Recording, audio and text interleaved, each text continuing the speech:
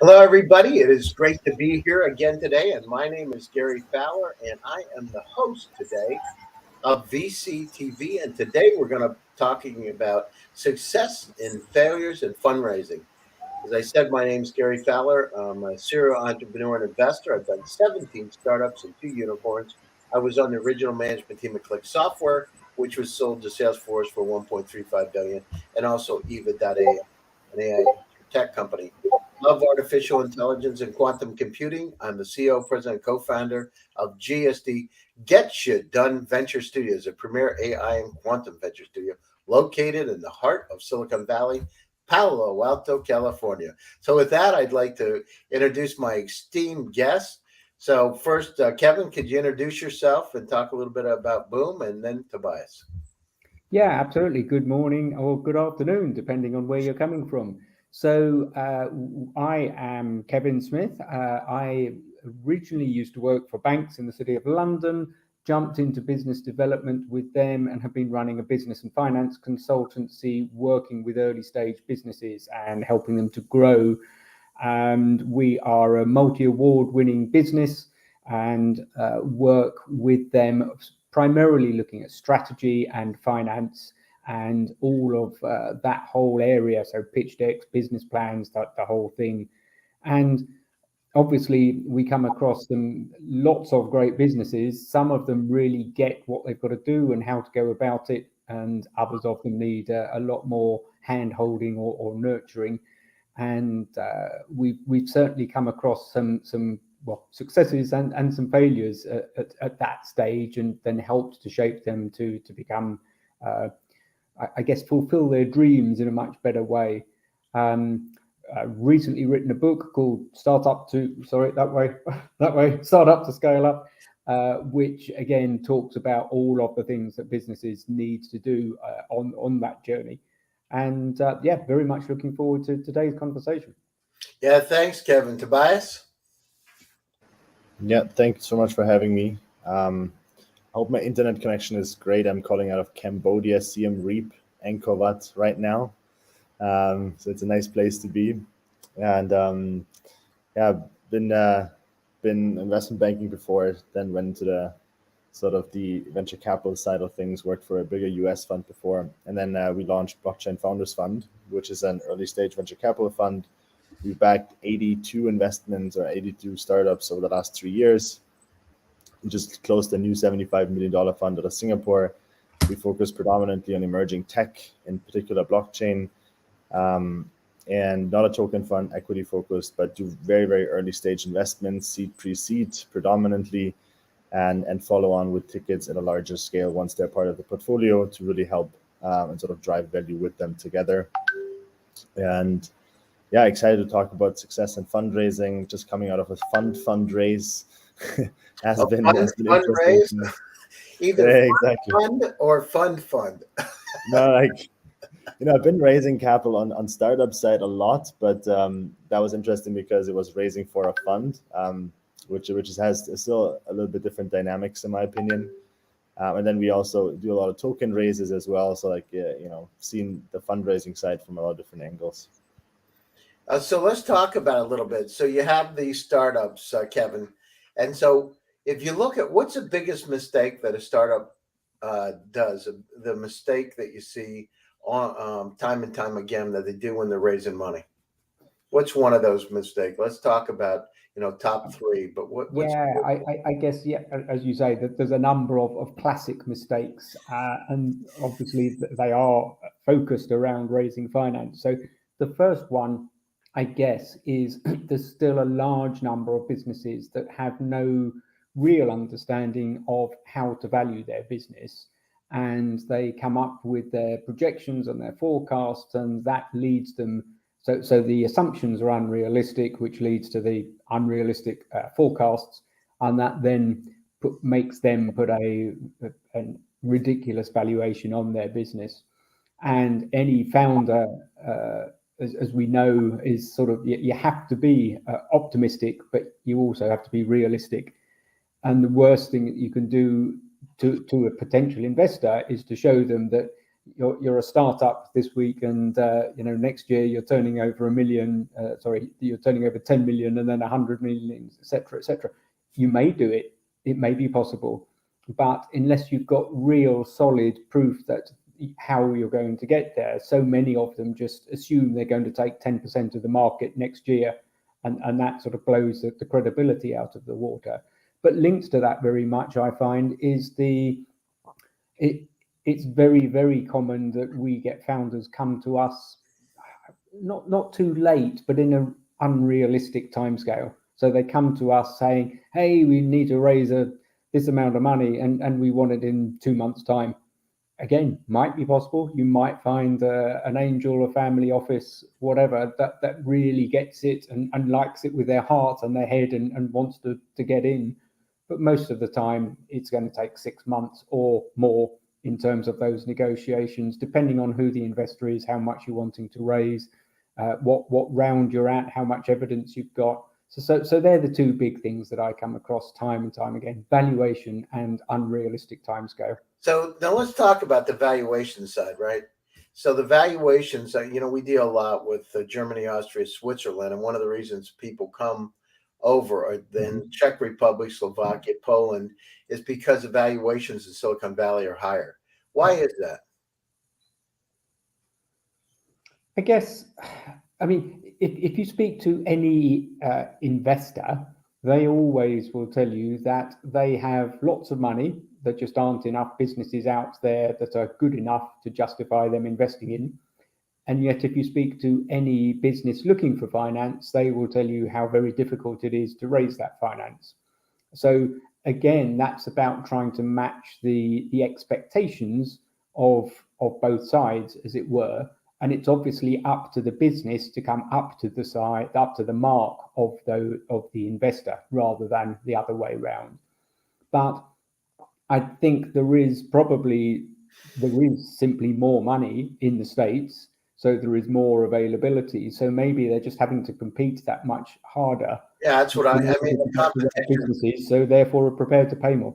The competition, people seem to get it because you got a huge network of people that, I know when we did EVA, so our AI HR tech company, we raised $7 million in a pre-seed round for the company, and it was easy because people got it. The other thing is, stacking the deck. One of the things that we did is we stacked the deck with the right kind of advisors. I got the former chief security officer at Apple on board the company, because security and privacy always comes up as an issue, right? And it makes people feel great. So, hey, with Tobias, so you're around the world. You're in Cambodia today. I do a lot of work in Southeast Asia, from Singapore, originally from Germany. But how is it in Asia right now? I mean, what's happening in terms of the environment? Is it easy for those companies to raise money? Hard? Do they have interesting technologies or not? What do you think?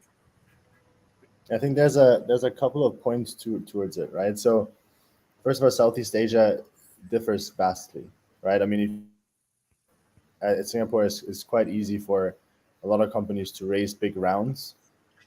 And then if you go to a country right now, Cambodia, for example, where there's simply not a lot of capital inflow, right? For ventures, right? For other real estate, yes, but like for ventures, it's different. I'm on a board though of a company who raised the largest seed round in Cambodia ever, which is $3.9 million, which kind of like set a benchmark, which was interesting. But that was basically the only one, right? I mean, Cambodia right now, there are 2 venture capital funds with an AUM of combined, I think, $55 million.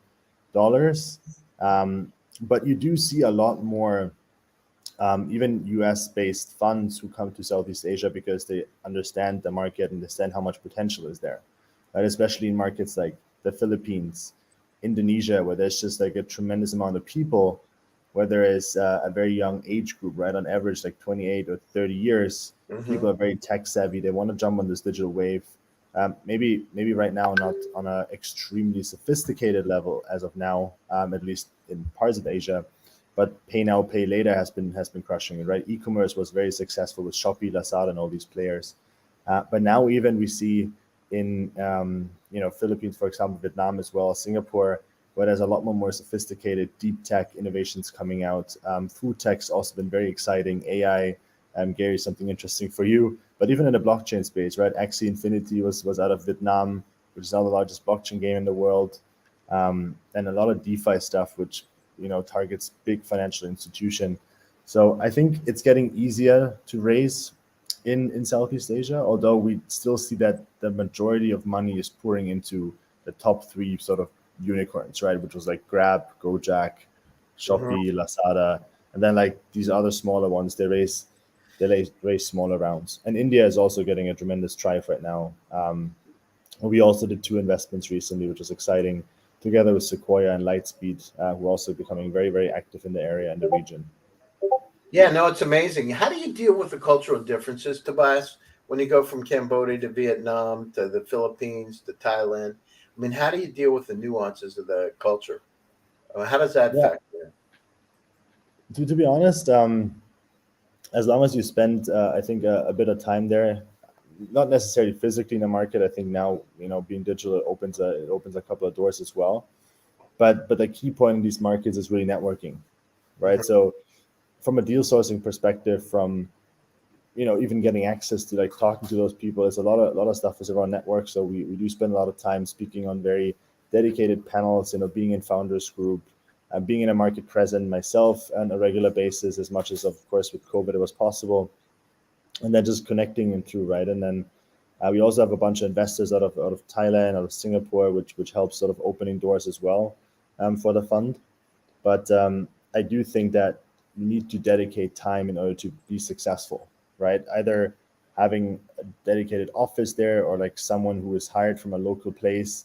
It just makes things a lot easier to communicate, to, as you said, understand the cultural nuances, but also just getting access, right? Because it is still a bit of a different environment. But I think it's the same in Silicon Valley, right? If you don't have any access point there and you're just a fresh newcomer, it's probably also not the easiest place to immediately get to know everyone. It might be faster because people are more open and more connected, but Well, I mean, they're open in one sense, but I got to tell you, in reality, just from my experience, and I've been doing it, I've been out there for 35 years. So there's like 3 levels. One is, what you read about in the magazines, where you come in your flip flops or your sandals and your shorts, and you come in and what's happening. So that's kind of like, door one. But remember, those engineers can make $350,000 to $500,000 a year too. So exactly. you got a different kind of a gig. Plus, you got weather. Weather's really great in California, so people can go to the beach, and there's a factor for the weather.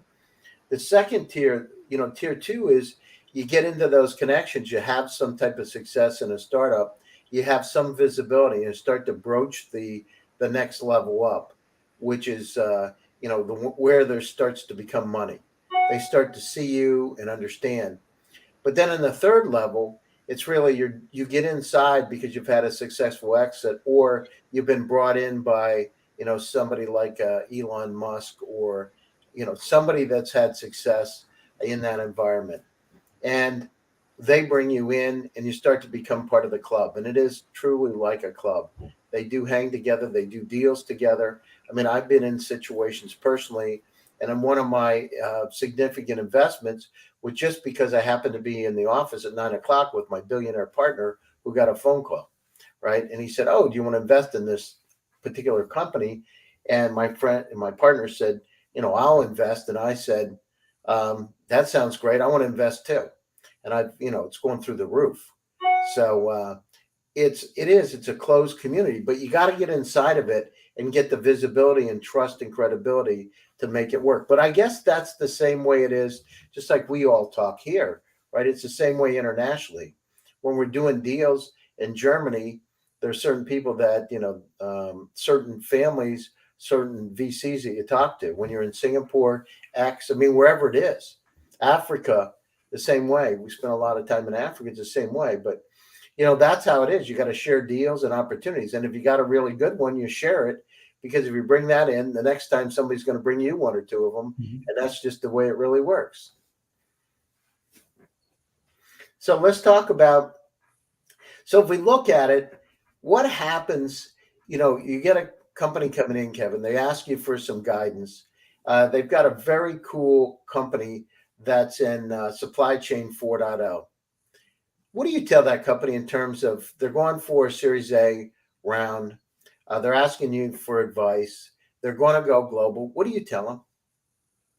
Yeah, well, again, I mean, it depends where they are. So perhaps, hopefully, by then they've already got most of the basics. But as you said, it's extremely important that they've got the right team around them in terms of the core management team, the day-to-day team. But it's also extremely important from raising finance that you've got the right advisory board around you, the right names on that deck, the people that they can call upon. Not just that they're there to be seen to be there, but they really are able to be contacted in need as well, because that always gives investors a lot of comfort, because those advisors, depending on their exact role, but those advisors can either be making sure that those founders are staying honest and delivering what they're meant to be doing on a week to week, month to month type basis.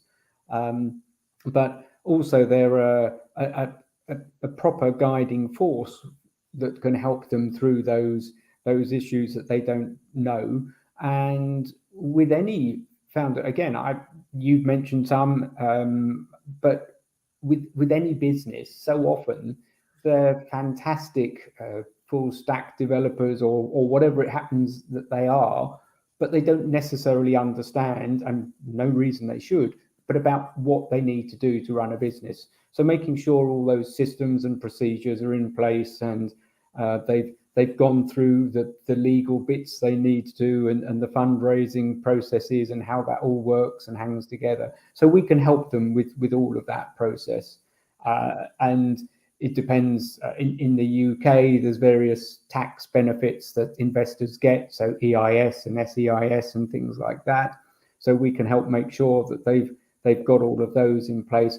They're only relevant, those particular tax breaks, to private investors, so not VCs. But so it depends where they are and whether it's a seed round or a Series A or whatever, as to exactly what that advice is and who else is already involved and where they're getting that advice from. So all of our clients and the people we work with, we take a very sort of one-to-one approach and look at where they are now and what they've achieved and with what resources, and then where they're trying to get to and what their final goal is, and what the steps are to get to that goal. And internationally, we've already touched upon culture. So I've worked, like you guys, I've worked in 45 countries, and you actually really do need to understand the culture of different countries and how it works, as well, of course, as the legal structures and everything else. But with the internet, etc., I mean, you only go back 10 or so years ago, and actually just exporting to different countries was so much more difficult. But you can start to get into countries by selling via the internet as a starting point and getting a good agent, and then sort of developing out. So it depends on what the product and service is, which part of the world, how they're going to go about it. But all of those different things come into play. And again, one of the errors that we see is with businesses that just don't have the resources, whether it's people resources or whether it's financial resources, is trying to take on too much too soon. So I say, hey, we've done the seed round, we're going well in the UK or wherever it happens to be. And then they think, right, we're now going to do Europe and the USA next year. You think, well, hold on, why don't we do one at a time? And again, Europe isn't one country; it's different places with different nuances. So I think it's all those different areas that they need to be aware of, and doing it in a proper managed, staged process, rather than trying to rush out and do everything all at the same time. Yeah, that's great. Thanks, Kevin. Hey, Tobias, got a question for you. So you have a company come into you that looks really cool. To Kevin's point, they got really incredible technology, but the management team sucks. What do you do? It's actually a really, really good question, because it happens more often than people actually think. I mean, for us, like founder due diligence is a very big part of it, right? We even do background checks and a bunch of other things. So I really understand that pain point. Now, most of the time, an idea is great, but it's all about execution, right? I mean, I think as you would probably agree, you see the same ideas a lot of different times, but just in a different color, different format with a different team, right? So, I mean, we always try, and I would say we're very founder friendly, right? We haven't fired any CEO yet that thinks like this, as probably some other funds do. I think for us, it's really about setting up these weekly calls and trying to be coachable, right? In case it's really not possible, then we would definitely not make the investment in the first place, right? That for us, this is 100% sort of red flag if the founder or like if the CEO is first of all not committed, or is doesn't understand the business, the market. I think you can ask a couple of questions on calls, and I think you get a pretty fast, a decent understanding of how well the founder actually understands the business he's operating or he or she's operating in. Mm-hmm. I think I think firing someone out of the business is just like, it happens and it can happen, but I think it's always about trying to work around with it, right? What can you do? Can you maybe move the person in a different position to be more effective in the business, right? Can you hire someone else to replace this gap in knowledge or operational skill? Because in the end, if you think about it, of course, there's a lot of money involved, but I do think that, founder first, right? I think, and probably if you've ever been a founder, I think you kind of understand what I'm saying. It's just, I think for me, this is a very big principle. And if I don't see myself doing this, then also probably the investment won't be the right fit for me. But I do agree, man, if at some point in time it happens, and then you probably need to figure out if you either need to pick someone instead of the same position, but it shouldn't be the first solution, in my opinion. It should always be a way of doing it, but like there should be a communication, a coaching, some sort of other ways to figure out how to make this work. But it happens a lot of time, No, I unfortunately. agree with you. I mean, and part of it is, having the right kind of fund and investors where they're part of the team and they help guide the company. Because listen, as a CEO of the company, from my perspective, and having been in a couple of unicorns, it ain't easy. And if it was, everybody be doing it. So if you don't keep your ears open, and God gave you 2 ears and a mouth for a reason, and so if you listen, you got to have that feedback in order to pivot. I mean, with Eva, my company, we pivoted 3 times. I did a Google-like search for the personal cloud, and guess what? It's a great idea. We had 19 patents, and everybody loses things all the time. But the problem is nobody's willing to spend money because Google gives them the stuff for free. They think, right? They don't understand that there's a reason Gmail is Gmail and what they get from it. So, and then we pivoted to a smart assistant, and of course Google came out with the smart assistant, and the rest is history. So I pivoted the company to HR tech using the same kind of search technologies, and we hit the jackpot. 38 times inbound interest at the beginning of the pandemic, 10 times sales last year. So, I mean, you can get down through, and that's one of my companies. But, and it doesn't hurt to have a billionaire partner either, by the way. It really does help. I got to tell you, it really does make raising money a lot easier. Because you can go to his friends and your friends, and it's a good story. But that's another part of it, right? So we look at it, Tobias. When you look at the company and you see name brand recognition there in the company, how much does that impact you? Let's say the advisors are internationally known. You've got you got a Rick Orloff or a Guy Kawasaki or Bill Reichert, people like that. Does that make you feel more comfortable with the company? How does that make you feel? I mean, subconsciously, I definitely think it makes you feel more comfortable. I mean, the point is always, I mean, I can always put a picture of someone on a slide deck, right? For me, it's more important than how is this person actually involved in the business, right? Mhm. Because, and that's basically for everyone, right? And not just for the advisor, that's also for the employees. For me, it's always important how many people are actually committed to this business, right? And not just like working a couple of hours there, or like, agreed over email that I might put the picture there. Like that's always the idea. If that both checks out, then obviously I think it makes a lot of things more comfortable, because obviously network is always a big part of everything, right? So if those people have a good connection to that, I think it helps. But it doesn't like justify a bad idea, in my opinion. Like, so if the business doesn't make sense, if the market is too small, or like, if there's other red flags in our process, a great advisor board won't cut it, right? But it could be a nice add-on feature as soon as I understand how much are those people involved, what is their commitment towards the business, have they maybe potentially invested, right, to like be fully committed to this thing, or is there certain advisory meetings every month, every quarter, every year, to just really feel what is actually behind those numbers or words or faces, right? That's my take on it. No, I agree with I you. think, sorry, if I can jump in, I think there's another element to it as well, or another level as well, and that is whether you're a VC, whether you're a family office or an individual, I think there's always comfort by knowing that somebody else has looked at the team, the idea, the business, the structure, gone through it, and they've come to the same conclusions as you have, that it's an investable deal.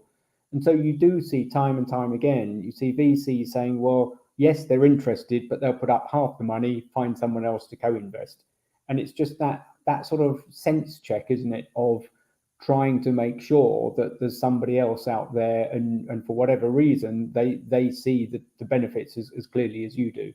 So I think there's that element in there as well. Okay, so Kevin, I want to jump on a point here.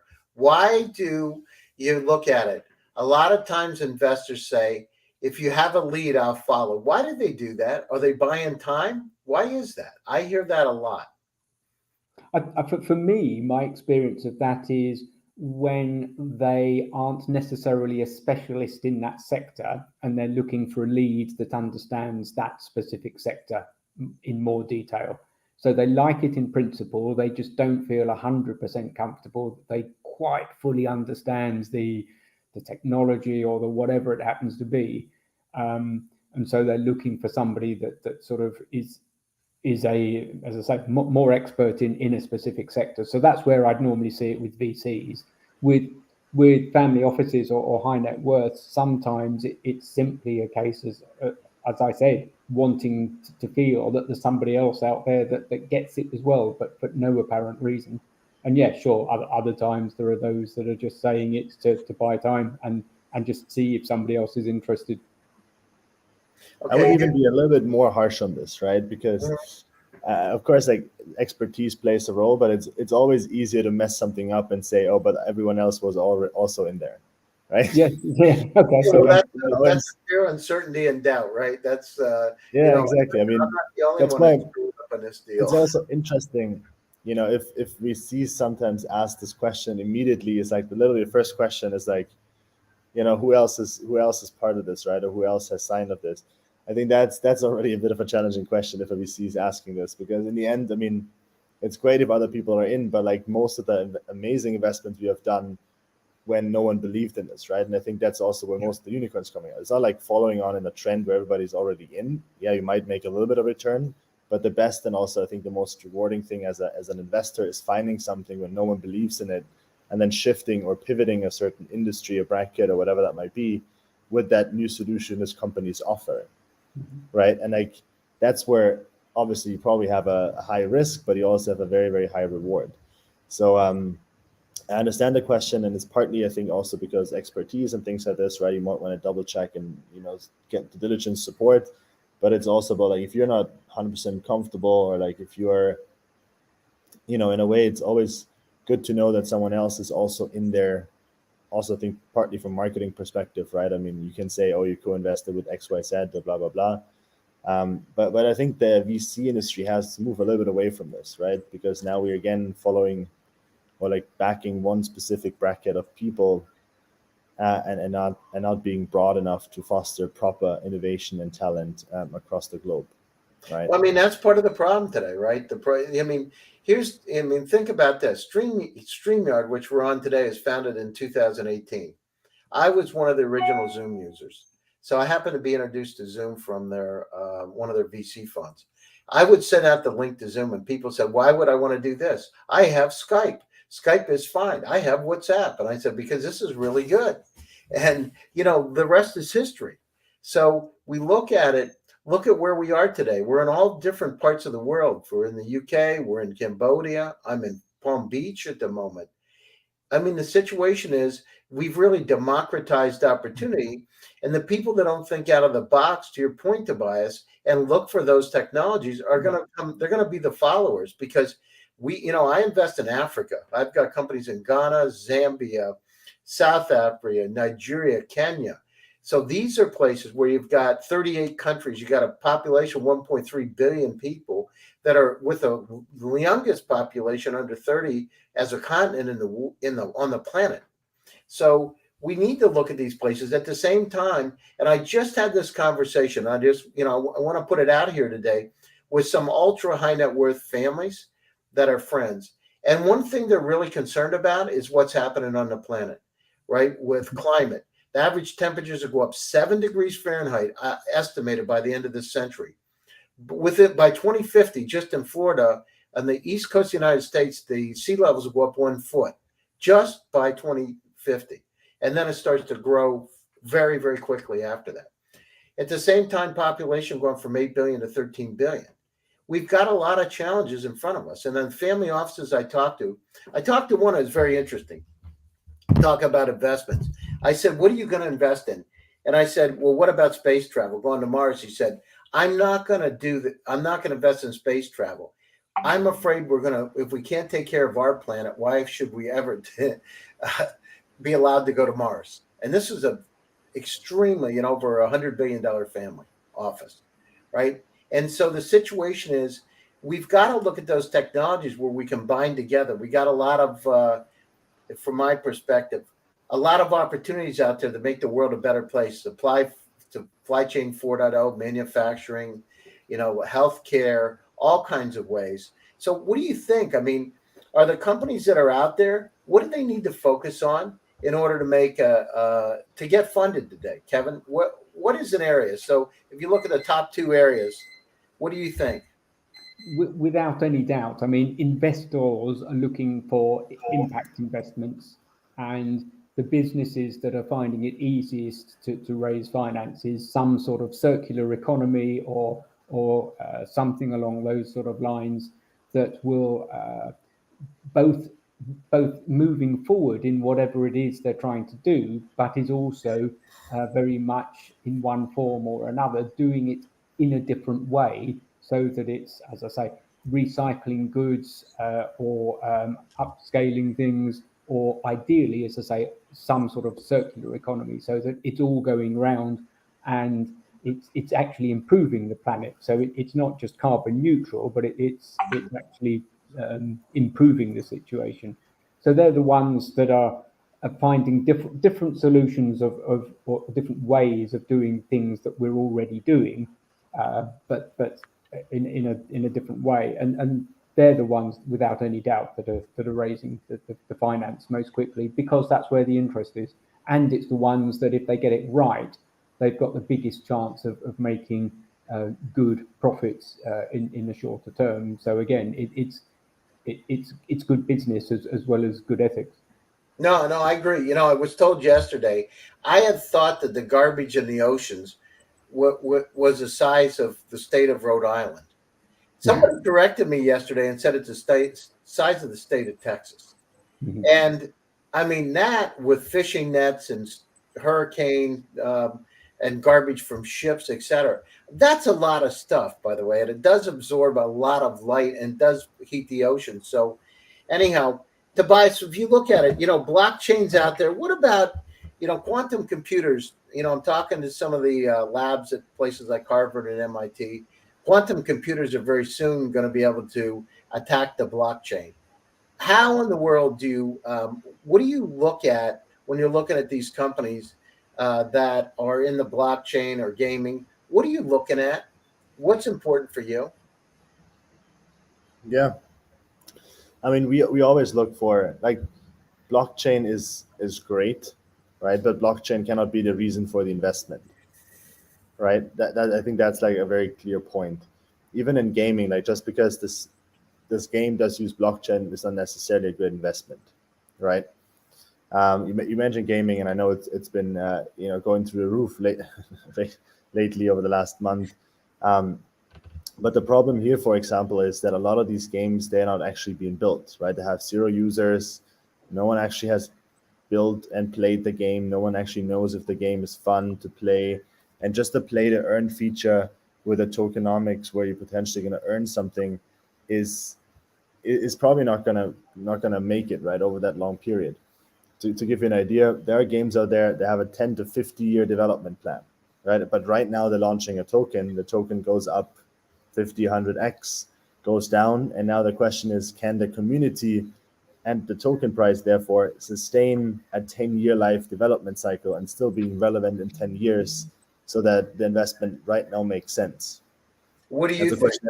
Yeah, what do you I think? don't. Would you bet on it? No, that's why I've never done such investments, right? I've Exactly. I helped mean, gaming companies. you don't even know what's going to Um, happen next month, rather than 10 or 15 years exactly. from now, right? Right. And I want to play the game before I actually make an investment, right? I mean, I want to use the solution, even if it's like an MVP or like a beta or something. I want to be able to see it, to play around with it and see if it makes sense. And with these investments, I mean, my opinion, they're just overhyped, right? Got it. Yeah, I mean, you're right. You're right. You got to make sure it's real, and it's realistic expectations, and they're doable. Exactly. I mean, I've seen this stuff too. It's people are forecasting out 10 years, 20 years. I mean, we don't have a clue what's going to happen next year in some senses. So it's good to make sure that you're not irrationally exuberant, as Alan Greenspan said a long time ago. I'd like to pick up on your point, Gary, and ask Tobias Tobias for his opinion. Though, in my opinion, quantum computing is going to revolutionize computers and the world. And yes, in theory, they have the ability to unpick blockchains and crypto and all the rest of it. But I don't think quantum computing is going to be scalable in the way that it's going to be out there to be used in the sort of time scale that your comments, Gary, suggested they would be. And therefore, surely blockchain and cryptos and everything else will have had time to react to that. So in order to make things more difficult, as it were, so that they're still not crackable. So that's my take on it. But I'd be very interested to know other people's. Yeah, so I mean, what they're saying right now, and I've been privileged to have been involved in the beginning of the COVID situation where they use quantum computers and AI for drug discovery. I was on a panel of 8. Mm-hmm. Why they wanted a country boy from Pennsylvania, I have no idea. But I was there with people way smarter than me. But here's what I can tell you: between 2022 this year and 2027, blockchain, cryptocurrencies could be cracked by some nefarious characters. There are state operators out there that have the capabilities that have developed to that extent.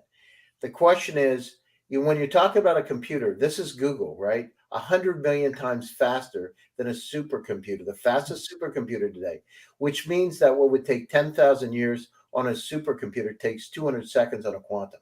That order of magnitude. Yes, there's issues with stability, etc., but we're edging through some of that. The problem is you also have the Chinese that have systems that 100 times faster than that, right? Reportedly, and so the question is, if we look at it, the capabilities are there. The question is in whose hands they're going to be, and when is it going to start to move down? It happens just like many years ago when we had these IBM mainframes. Now what we have in the phone is 100 times faster, 1,000 times faster than that. So it's a matter of time, but it's estimated between 2022 and 2027. I just looked the cybersecurity report just to check it out. So it's not if it's going to happen, it's when it's going to happen, and what are we going to do? I mean, the other thing is 2 quantum computers basically facing off against each other to present shield for attack. There are some ways to do it, but you're talking about incredibly advanced unsupervised and semi-supervised AI that can work so fast it's blinding. No, I think it's exciting, right? And I don't necessarily also see this as a pure negative thing for blockchain. And blockchain is going to evolve in 5 years, right? No one knows exactly where the journey is going and what's going to happen. Maybe that could be even used to make blockchain stronger, right? I mean, it's always an angle from where you look at it, in my opinion. And I'm excited to see where this quantum computing is going. And there's obviously a lot more power being sort of executed, but in the end, in my opinion, can we use that for good, right? Can we use something like a blockchain and quantum computing, right? I don't know, right? Is that a possibility? And I think time will tell. But in the meantime, it's really for us about finding really awesome founders who have a great vision, want to use the blockchain technology in its core to solve a problem, and we're more than happy to support them and help them fundraise over a long period of time and drive value with them. No, that's a great. We're coming to the top of the hour. That's a great summary. Tobias, how do people get a hold of you? What's the best way to get a hold of you? Yeah, you can always reach out to me on LinkedIn. I'm quite active there.